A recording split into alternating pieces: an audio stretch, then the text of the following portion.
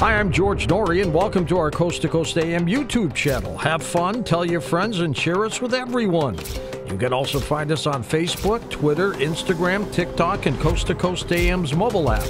And always remember to log on to our website at coasttocoastam.com for daily articles, the best paranormal information, and all you need to know about your favorite guests. And now you can become a Coast Insider directly through the Coast mobile app. We welcome our international listeners and even offer a free 2-week trial. So don't delay. Become an insider today. And welcome back to Coast. George Norrie with you, along with Dr. Bruce Goldberg, who holds advanced degrees in dentistry, counseling, psychology. He conducts an international hypnotherapy practice in Woodland Hills, California, specializing in reincarnation, time travel, and soul healing. He's been looking into Tesla's spirit phone and some other areas. Dr. Bruce, welcome back. Good morning, George, a.k.a. Texter Monterey. How are you? This is going to be a fun evening, or morning, I should say. We're going to be discussing reincarnation and one of my heroes of all time, the late, great Nikola Tesla. You know, one quick little aside here. Many years ago, Einstein was being interviewed by a magazine reporter near the end of his life. It was the early 1950s. Yeah. And the reporter asked him, they said, "Professor Einstein, can you tell me what it's like to be the smartest man in the world?"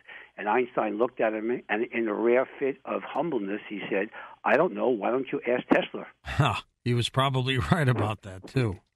You know, as these years click by, Bruce, we're getting closer to being Dexter Monterey. I know. This is for the benefit of your audience, Dexter Monterey is a future life of George, which I was able to elicit through hypnosis, in which you're going to be hosting a rather large radio show in the future, wearing a one-piece jumpsuit on the Global Communications Network, GCN, with 300 million listeners worldwide, done in a mall-like complex where people see a hologram of you throughout the structure, and it's very successful. And you're going to be from Toronto, Canada. Interesting. Now, what year might that be? Oh, we're talking about 100 years from now. Let's say when I say 100 years, 2090... just around the end of the century. So we're talking about 70 years ago. 75 years from now, give or take. Who knows? If I keep taking my supplements, maybe I'll still be here for real. I'll get to see the future me. You're going to be over 6 feet tall with sandy hair, clean-shaven, blue eyes, and an athletic physique. You're going to look like Robert F. Kennedy Jr. No, you mean my mustache is gone? Well, yeah, this is interesting. I didn't see that. It was you were clean-shaven, so you could play for the New York Yankees. Tell us a little bit about your hypnotherapy practice. How'd you get involved in that? Well, I have, of course, 3 degrees. One, the most significant one at the time, was my dental degree. Yeah. And I was using hypnosis for medical reasons, dental apprehension and pain control. The main reason why people keep away from a dentist is because they're afraid and fear. Sure. So I used that, no problem. I had read the Bridie Murphy story about a documented case of reincarnation in the 1950s in Colorado, and I decided, just as a scientist, experimenter, just to see whether hypnosis could actually elicit a past life on a young woman that I knew at the time. I didn't know her very well. I just met her. And she said, "Sure, you can experiment on me." So I took her into about 10 different lives, which was great. But more importantly, she overcame 2 habits and a phobia that I didn't know that she had because I had just met her. And so I saw the clinical application of this. And now we're talking about 49 years later and about 35,000 regressions and progressions later.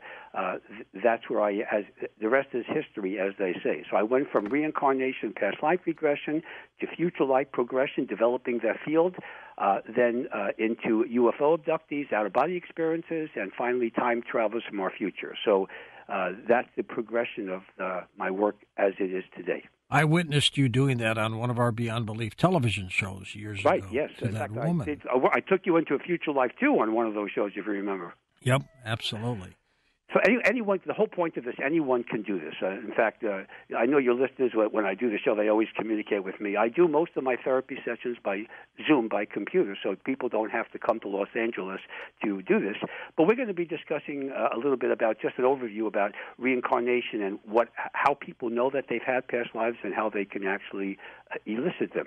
How many past lives does the average person have? Now, this is where it gets kind of heavy.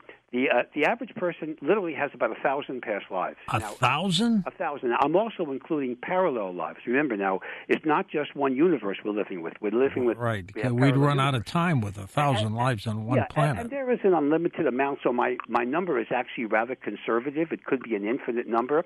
But because you have all these... By the way, having 1,000 past lives, even if just 100 in this universe is relevant, is not impressive. You don't want to have many past lives. You want to be able to get done the karmic cycle as quickly as possible and ascend. So you don't want to repeat the same mistake over and over again. Remember, referring to Einstein, if you do the same thing over and over again, expect different results, you're crazy, you know? That's a good point. But since you've been doing this, have you ever been shocked by somebody? Well, I've been surprised. When I say shocked, I mean I've seen so many things happening. But when I see people overcoming major disorders, when I see people experiencing past lives that are just really exotic, time travels from our future, dealing with historical events at times, you know, those things are pretty heavy.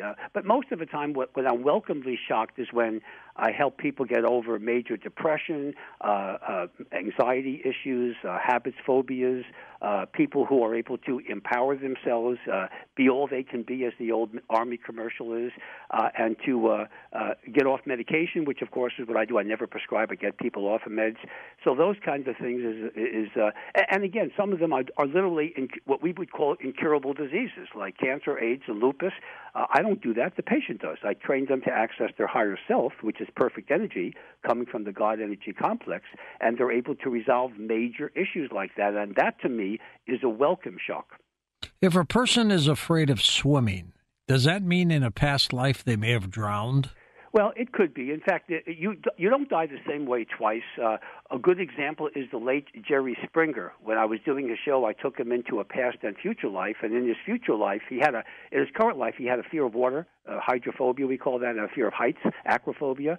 And past life had nothing to do with it. But in his next life, he's going to be a farmer from Montana called Montana Bobby, and going on sorties from the Earth to the Moon on a farm that he had up there. And one of the sorties coming back, his capsule crashes into the ocean and he drowns. And that was the cause of his current water fear. A future life, not a past life. Interesting take on that. And what's your interest with Tesla these days? Well, okay, so Tesla is not the car. This is the person. My interest in Tesla is because of what happens today. The U.S. Navy today has the most expensive and exotic and number one aircraft carrier in the world is the USS Gerald R. Ford. It's $13.3 billion is the cost of it. And on it they have a device called the Helios. Now, Helios is a very long, complicated name. You know how the military likes to use their acronyms. But what it is a laser device that actually knocks out ultrasonic, hypersonic missiles. So if China or Russia want to go after us with hypersonic missiles, they're going to have a problem with the Helios. Well, the Helios is a laser beam that comes out, and where did that come from? It came out from Tesla's research from, listen to this, 1908. That's an interesting year. That was the Tunguska blast over Siberia. Now, according to my research, indirectly, even though he didn't try to do this, Tesla actually was the cause of that. So would you like me to describe what happened? Yes, please. Oh, okay. And what we think. Well, let me tell you what we think happened. Okay, sure. An object from space came blowing in and blew up over Tunguska, Siberia in 1908 and just annihilated the entire area. Right, except there was no craft elements found. There was no depression, so it wasn't a comet. There are many of the scientific explanations that don't work. But let me tell you what is likely. And I know this is going to be strange, but bear with me. You know, I'm a scientist. Okay, so let's go back in time. On June 30th, and is this Dr. Bruce Goldberg's theory? Well, it is, but I'm not the only one. Okay. Okay. Understand? It's a theory that's out there that I like. I didn't invent this I didn't pull this out of my butt. All right. On June 30th, 1908, a mysterious explosion occurred in the remote area of Siberia called Tunguska, in Russia, Soviet Union at the time. All right, this blast flattened 80 million trees across 800 square miles. Every plant, animal, even insects were vaporized. That sounds like a nuclear explosion, doesn't it? The shock wave was felt as far away as England. And again, scientists assumed it was a comet impact. Of course, think of the Mexico comet that knocked out the dinosaurs 66 million years ago. Okay, but there was no evidence of any of that whatsoever. So this is what happened. Tesla was financed by J.P. Morgan at the time. Of course, his funding was pulled, and he wanted to get funding so he can do his research on electricity and all the free energy devices. So what happened was there was a man named Admiral Perry who was going to the North Pole. And Tesla decided that the way to do this is if he could get international attention, that he could get people to finance his research. So what happened is he developed what he called the Tesla gun. This would be known as the death ray, and you're going to see how it's relevant here in a moment. So what happened was he was going to shoot. He contacted this Admiral Perry, and he said, "Look, I'm going to light up the sky on your way to the North Pole." And so Perry said, "Okay, knock yourself out." Right? Did he know who Tesla was at the time? Did Perry know?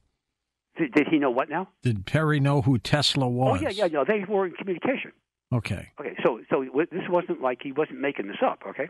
So what happened was Perry said, "Okay, do what you want, but, whatever." So he's camping out at Ellesmere Island en route to the North Pole. So Tesla told Perry to watch the sky for a lighted signal originating from Tesla's lab in the North Shore of Long Island. Then a beam of light, brighter than the sun, shot out from the lab into the sky, and instead of a light that showed a light show that Tesla designed as a massive wave of energy, 1,000 times more powerful than the atomic bomb, by the way, that shot overshot the target. And if you look at a globe, it did shine up over the North Pole, but it went beyond that into Tunguska, Russia. Okay, so he actually didn't, because he didn't know how powerful this was. He actually his beam was what caused that explosion, that the equivalent of a nuclear detonation, even though it wasn't nuclear energy, it was electricity. So it wasn't a spacecraft, it wasn't a comet, it wasn't anything that we know. And you can't say it was an atomic bomb because there wasn't atomic weapons until 1945, and nuclear energy doesn't happen by itself. You can't have an explosion without perfect 100% pure water and U-235 or whatever. So this was nothing, and there was no crater, no debris found from a ship or any other device here, or any bomb, so to speak. It was done by pure energy. So this is what I think is the actual origin of the death ray that Tesla did. Now, what's interesting, when Tesla died in New York City, we think he died in January of 1943. All right, so the government, of course, immediately sealed off the hotel room that he lived in. They took his documents. And they, of course, they kept it from his relatives and his family. And do you know who was assigned to evaluate Tesla's research? Who? A man by the name of, this man was eventually would become the head of the engineering department of MIT. His name was John Trump, the uncle of Donald J. Trump. Huh. That's a true story. That's a small world. Small world is right. So the current Helios, by the way, Helios is the ancient name of the sun god from ancient religion. So I think the military is showing their sense of humor. By the way, this Helios device is also on aircraft, on the Air Force too, not just the USS Gerald R. Ford. It stands for the High Energy Laser with Integrated Optical Dazzler and Surveillance, and that's called Helios. And that is the origin, I think, of the device. And we're the only country in the world that has this. So if anybody wants to shoot hypersonic missiles, they've already experimented this. And by the way, let's say you're China and you want to use a hypersonic missile against our aircraft carrier or Taiwan or anyone else, those missiles cost tens of millions of dollars each, very expensive. Of course. Do you know what it costs for the Helios device? It costs between $1 and $10 a shot. That's it? That's it. To knock out a 10 million or 50 million, whatever it is, device.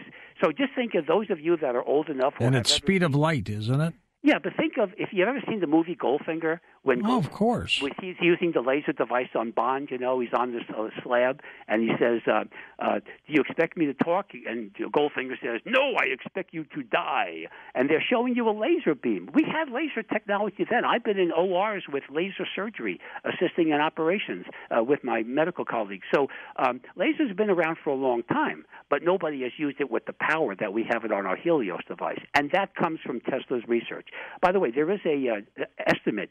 Because of Tesla's work with electricity, supposedly 85% of all inventions that have happened in the last 120 years are due to Tesla's research. I believe that. Yeah. What can you do without electricity? What are you going to do? Light a candle and try to cook a pizza? I mean, everything is based on electricity. Did he expect that explosion in Siberia to be as big as it was? No. All he expected was, remember what happened in the Chicago World's Fair? I think it was 1893. He got the contract with that when Westinghouse was his sponsor. And he used alternating current versus the direct current of Edison. What year did you say? I think the Chicago World's Fair was, I think it was this one. I think it was 1893. It was before 1900. And that was an exhibition where they were showing the world, we got electricity and we can light up an entire world's exhibition, all the buildings and everything. Sure. World's Fair. And Edison, of course, was very jealous and not a happy camper at the time because he didn't like alternating current. And, AC is what we use. He got into a fight with Edison over that. Big fight. And you'll see also a fight with the invention of the spirit phone, which we'll talk about a little bit later. There was a war between those two. But anyway, my point to us is that Kessler showed his evaluation and his success in technology of using alternating current in the lighting up the World's Fair of 1893 in Chicago. And then, of course, J.P. Morgan, who eventually became a sponsor, had the first fully electrically powered house in New York City. Tesla didn't really have any money to himself, did he? Well, he was just he was taken advantage of. He was supposed to get, I think it was Westinghouse said, if you develop this, your technology, I'll give you $50,000. And Tesla said, okay, he did it, right? And then, or maybe it was J.P. Morgan. J.P. Morgan was a real crook.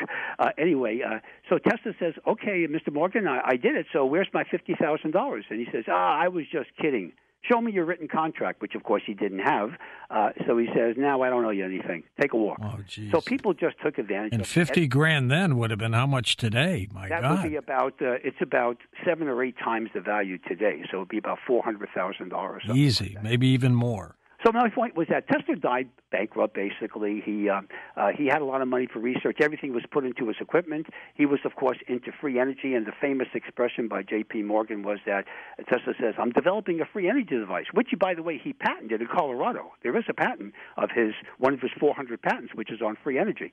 And J.P. Morgan says, okay, that's okay, as long as I have the meter. Now, these were robber barons. They didn't give a rat's butt about the public benefits or about things like free energy. So whenever Tesla would come up with an invention, and he had over 400 of them, that would interfere with J.P. Morgan's or Westinghouse's ruthless robber baron, various businesses, they would just pull his funding. So that's what would happen with Tesla. But the guy, why do you think Elon Musk calls the car the Tesla? He doesn't call it the Einstein. He doesn't call it the Newton. He calls it the Tesla, the greatest mind.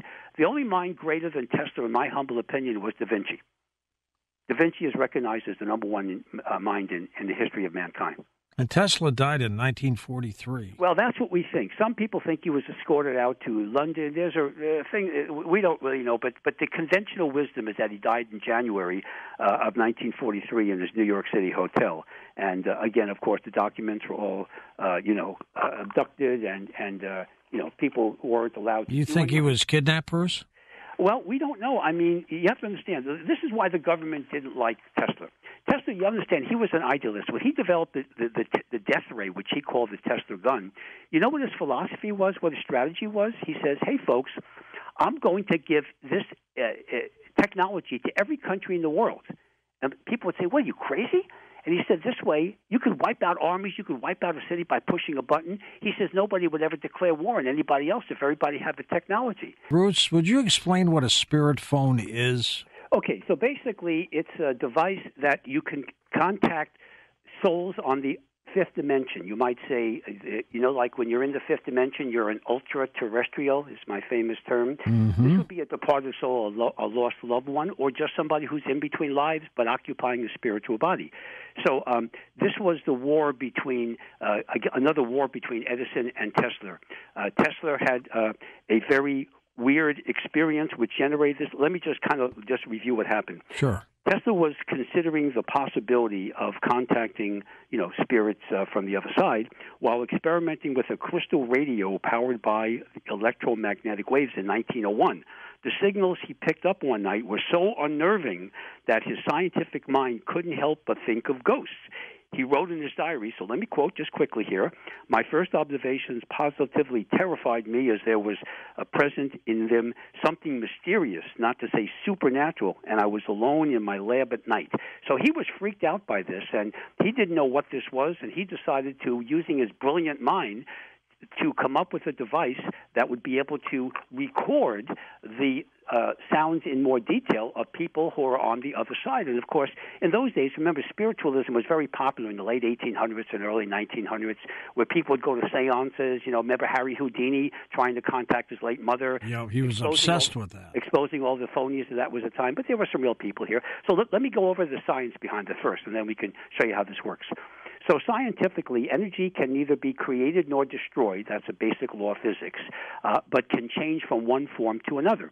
If a living soul is a form of energy, we call it electromagnetic radiation, like this radio signal or computer signal, then after death it will always be in some form of energy.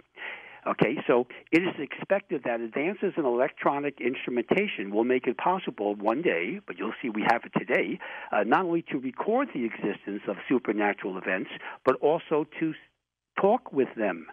And this is what we call today EVP, electronic voice phenomena. So that was the science behind that. There are two prominent ways in which supernatural is connected to electronics. First, there is the claimed connection between electromagnetism and ghosts. Ghost hunters claim that ghosts create electromagnetic radiation or consist of electromagnetic energy. Some people see ghosts on TV sets of a departed relative or answer the phone and it's a departed loved one. That happens, or let's just say it's happened a lot. It's been recorded enough. The second aspect here is a direct connection between electronic devices and the supernatural is often asserted. The most common form is what we call EVP, electronic voice phenomena, and this occurs when individuals claim that supernatural entities, ultra-terrestrials as I call them, especially spirits of the departed, communicate through static in electronic devices. So this is what's known as the EVP, which is very well researched today. It's been around for the last over 100 plus years, and Tesla was the first one to come up with this. So let me show you an example. Let's say that you go to a graveyard, right? And you have your phone and you're recording it. You just have it on, your tape. You want to tape something, or if you have a tape player or whatever you have, and you walk around the graveyard. You don't say anything. You don't do anything. You just walk around, and then when you're there for maybe an hour, you go home, and then you play back your device, your tape recorder or phone. Not very often, but occasionally you will get voices. Help me, I was murdered. You're going to get all kinds of things coming up, and that's because you're actually recording the electromagnetic radiation, which is what a soul is. Your subconscious mind or soul is electromagnetic radiation. So Tesla was brilliant enough to say that, hey, if it's electromagnetic radiation, it's always there. And if it's there, occasionally we can catch it on tape. Now, how do they connect with the other side?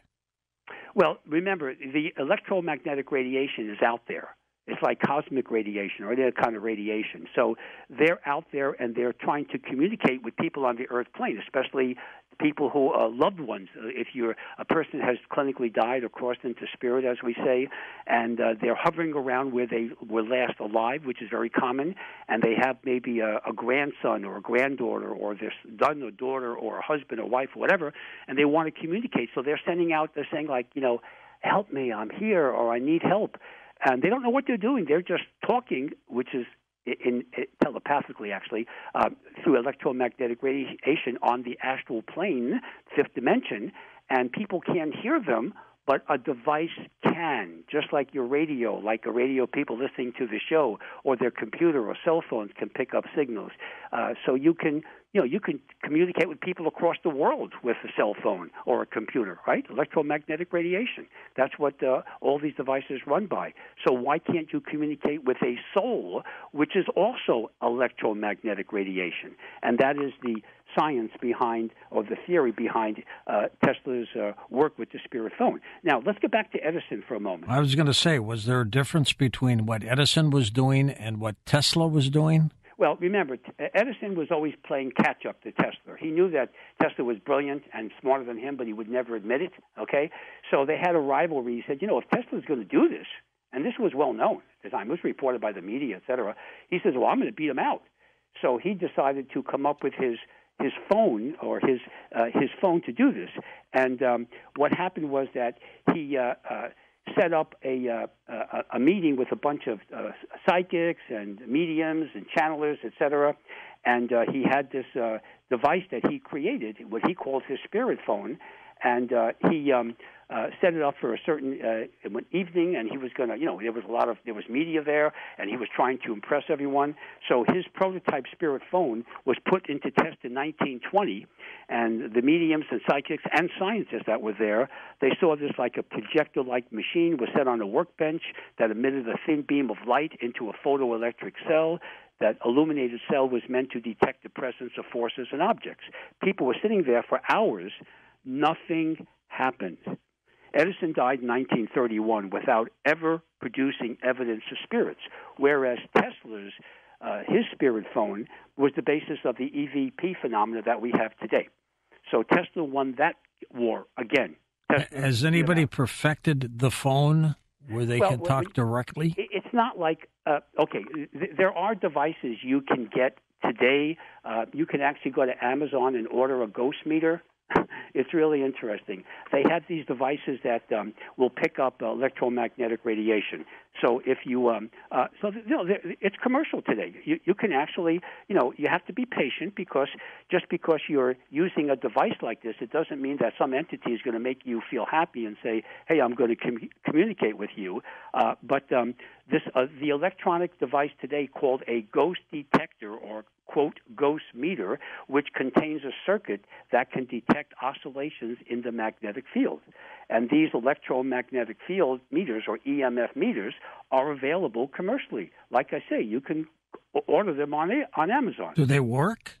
Well, I haven't used them myself, but you can read the reviews on them, but they should work, but not necessarily every time you use them. What happened in 1901 that scared the living daylights out of Tesla? I roughly described that, where Tesla was working on one of his little experiments here, and he had this event or an observation that terrified him while he was trying to connect with one of these, quote, ghosts. He was sitting in his lab, and all of a sudden this signals that came up from his device, his crystal radio, and it scared the bejeebies out of him. And as I quoted him, he said that there was present something mysterious, supernatural, and I was alone in my lab at night. And he was just like really scared. It was like a psychic attack. It really wasn't. That was the event of 1901? That would be 1901, right? So that was that got him on the when he did that. That was when he started working on his spirit phone, and then the media got involved, and of course, then the media loves having wars between people that are competitors. Sure. And then remember, it was 1920 when Edison set up that little meeting with the quote seance kind of thing with his spirit phone, which failed. So that was 19 years later. So this was going on throughout the early 1900s while they were working on their other inventions and patents, and motion picture machine, the copy machine, and all the things that Edison came up with, and Tesla's developments, his patents. So this was around because in those days, remember, spiritualism was a major topic of what people would do. They would get together, seances, and they were all trying to mostly overcome bereavement from lost loved ones was the main reason why spiritualism became very popular in this country. It came in from Europe, but in the late 1800s and the early 1900s, spiritualism, contacting the spirits of the dead, was a major thing today. in those days. Tesla was a very lonely person by design, wasn't he? Yeah, he was a germphobe. He's sort of like the Howard Hughes of his time. He would walk around like 8 times before he sat down for dinner. He would wash his hands a million times. He would dress for dinner at this little restaurant he would go to. And he'd clean his knives and forks like 20 times or something. He was not very good. He was not a party animal, let's put it this way. Even though he was invited to a lot of functions, and of course he was the star. He was like having Elon Musk come somewhere. But he was a weird guy in that level. And remember, he kept pigeons. Remember, on the top of the building of the hotel in New York. Right. But he was a germphobe. He collected pigeons, which are the dirtiest birds you're ever going to see. To eat, or what was he doing with them? Well, he actually he was so involved with a particular pigeon that he wanted to marry the pigeon. It was really weird. Jeez. It was sort of like depicted. If you ever remember the Mel Brooks movie, The Producers. Yeah. Classic. Remember the writer, the real weird writer who had pigeons on the ceiling of his hotel? That was they were trying to mimic Tesla with that depiction. Interesting. So, but he was, you understand, Tesla was a brilliant man who people would just put him in a lab and say, don't communicate with us, just do your thing, and we're going to make a lot of money, and we're not going to give you anything other than a certain amount of money for your research. He died penniless, didn't he? He died penniless, and even though there were millions of dollars that came through his hands in the research, he put everything into his towers in Long Island, that he used for the Tesla gun or the death ray, as well as in Colorado, the free energy devices. Remember, these patents worked. You can't have a patent in the United States without demonstrating that it actually works.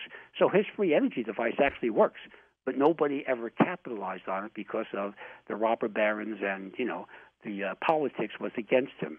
And remember, here's another thing about Tesla. He had this device. This is why the government was afraid of him. Even though Tesla was not an evil person, he had a device.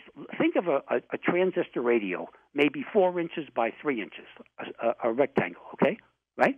He could take this device with energy. He could put it on the side of the Empire State Building and bring down the building by energy vibrations. That's how dangerous people thought he was, although he wasn't going to do that. So let me show you what Tesla understood. Tesla understood the secrets of the universe, and this is what he said. And I'm going to show you how it applies to hypnotherapy. He said, if you understand 3 things, you understand the secrets of the universe: energy, frequency, and vibration. That's it. So in my hypnotherapy practice, I deal with the soul, which is electromagnetic radiation, or dark matter, if you want to think of it that way. I deal with accessing the higher self by raising the frequency, vibration, or rate of the soul's body by accessing the perfect frequency of the higher self, or the superconscious mind. In other words, my practice illustrates Tesla's research of the secrets of the universe, which is why my patients, not me, my patients do 99% of the therapy, and why they can overcome incurable diseases or depression, anxiety, bereavement, and all the things that my patients have done, and I'm very proud of that, but I'm not doing it. They are. I'm 1%. I'm sort of like the social director on the Karma cruise ship. They're doing all the work, but they have to be connected to the higher self. Just like Tesla connected people with his spirit phone to entities on the other side. Same principle. All deal with energy, frequency, and vibration. Bruce, if Tesla were alive today, what kind of technology do you think he'd Oh, my goodness. This would be Buck Rogers in the 25th century. If Tesla was alive today, you think the military would love him, by the way.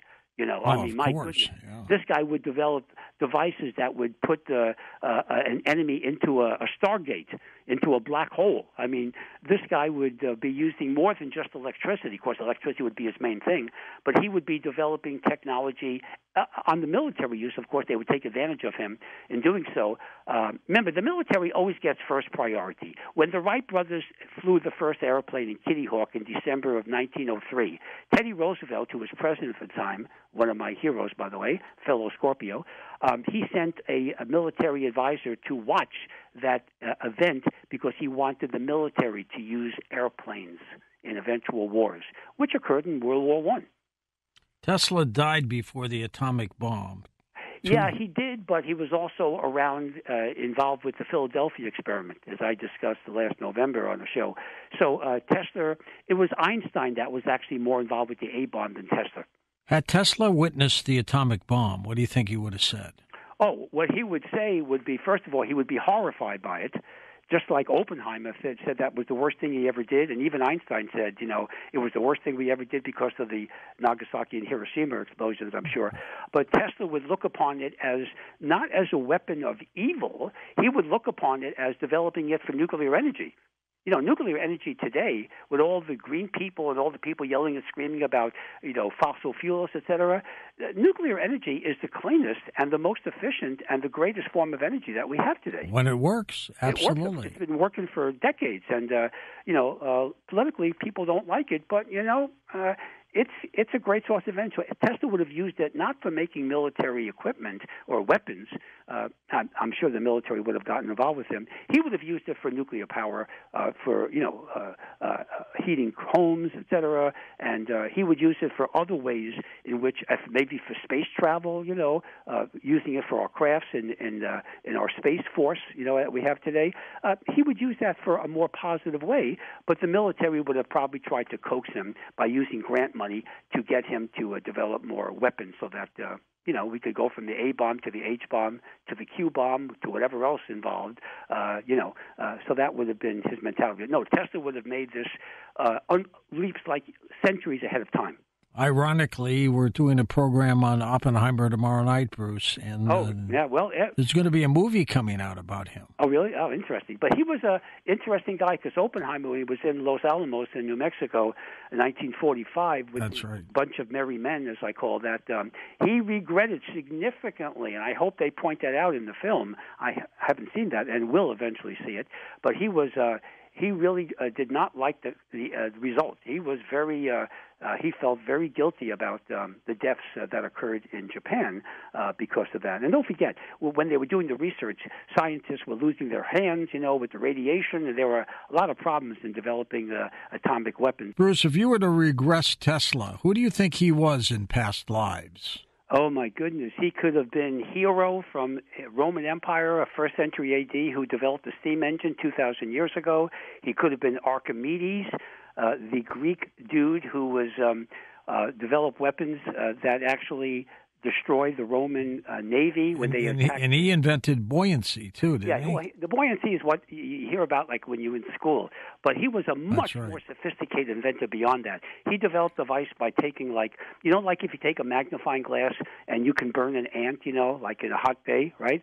He developed these big circular glass things so that they would send out a fire or a beam to literally encapsulate the Roman Navy and because they were wooden ships, and cause them to be on fire, and that's how he protected the island from the attacks of the Roman Empire. So he was a absolutely brilliant person. He was brilliant. And then maybe go back to some of the astrologers from ancient Egypt who knew the earth was round and that we went around the sun, and the precession of the equinox.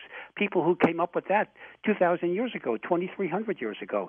Those are kind of minds, because in reincarnation you tend to reincarnate with similar policies or talents that you had in previous lives. And by the way, just to let you know, do you realize this year is the 20th year that you and I have been interviewing? Yep. And next year is my 30th anniversary with the network. That's fantastic. So, this goes back a long way. So this is a reincarnation of our own here. And you haven't changed in 20 years I've known you. Well, I appreciate that, and like I say, especially when your listeners are so kind, they like the offers that I give them, and some of the things that I have on my website, so they can experience some of the techniques that we're talking about. And we have that website linked up at coasttocoastam.com for you. I've had several emails about this. Would you mind if I mention that offer that I always do on the show? Yeah, go ahead, please. Okay, so the book Exploring the Fifth Dimension, if they purchase it from my homepage, not from Amazon, but from me, they will get a free CD called Fifth Dimensional Travel, and it will guide them out of the body and go into reincarnation, parallel universes, and all the things that we're discussing. If your listeners don't want to get the book or pay for it, but they want the Fifth Dimensional Travel exercise, they can, and if they don't have a computer, please, if you have a computer, everything is on the website. But if you don't have a computer, you can call my toll-free number, 1-800-527-6248, which is 1-800-KARMA for you, KARMA, the number 4, the letter U, and I will send you a free written exercise that will go into the fifth dimensional travel. And the first 200 callers will also get access to the Akashic Records. So they can do that from the homepage. My webinars that I do now, I do every second Sunday of the month. I do a webinar which includes a hypnotic exercise. July 9th is my next one. I'll be doing how to channel for yourself and others. And all the CDs and books, etc., are all on there. And my YouTube channel has over 55 videos, including a regression, a past life regression of the late Jerry Springer is on there. So they can view that and a whole bunch of other stuff that we talk about, past lives, future lives, time travelers from our future, and all the fun stuff. Bruce, 30 seconds left. Tell folks about your website and your offer. Okay, the website is drbrucegoldberg.com. If you order the Exploring the Fifth Dimension book, you get the free CD only if you order from my site. If you don't have a computer, call me at 800-KARMA for you, 1-800-527-6248. All the books and CDs and everything are on there. My YouTube channel has 55 videos. You can access it from the homepage. My webinars are every second Sunday of the month. July 9th is the next one about channeling, and you can do all the exercise that I'm talking about if you have a computer. They're all on the website, and a lot of articles on there and everything, including the regression of Jerry Springer and a whole bunch of other stuff. So a lot of stuff on there. It's all free, and it's all relevant. All right, my friend. We'll keep in touch. Dr. Bruce Goldberg. The Coast mobile app is now available for download on iPhones and Android devices. You can become an insider directly through this app. This is a great option for our international listeners, and new users will also receive a free 2-week trial.